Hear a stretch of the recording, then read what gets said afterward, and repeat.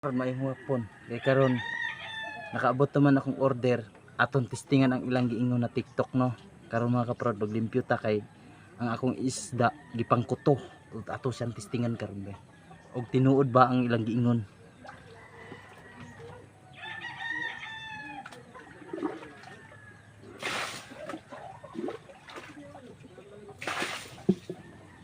Maglimpyo ta mga kaprod Bisaya kay atong isda gipangkuto na.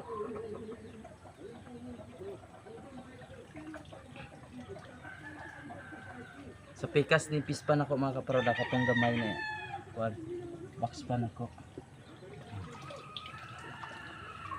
Nugnan ta mamatay itong tilapia mga kuy na itong mga kaprod kay dako na kay tagastuan eh. Pag ini siyang atimanon.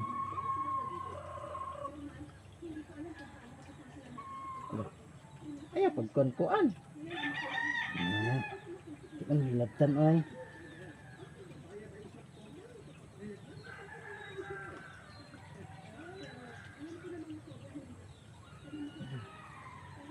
Kaya tam na nga.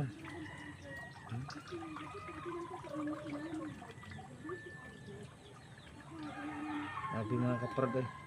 Abi na ko mga kaprod. Tawra ko tuon og kanang ato ang manok. Pati man day isda magkuto. Grabe mga kaprod ay.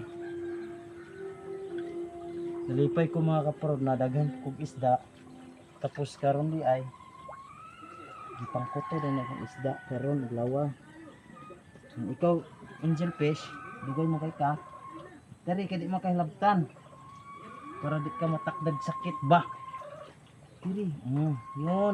Yun ang sinasabi ko sa inyo. Namula na inyo. Asang inuo ko ninyo. Diri.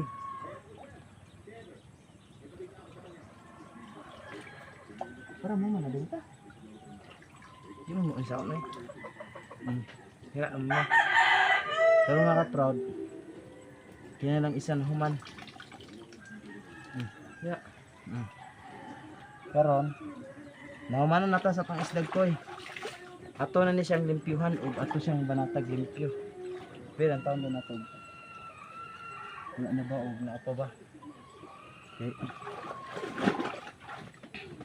Kano siya limpyuhan jud ayo.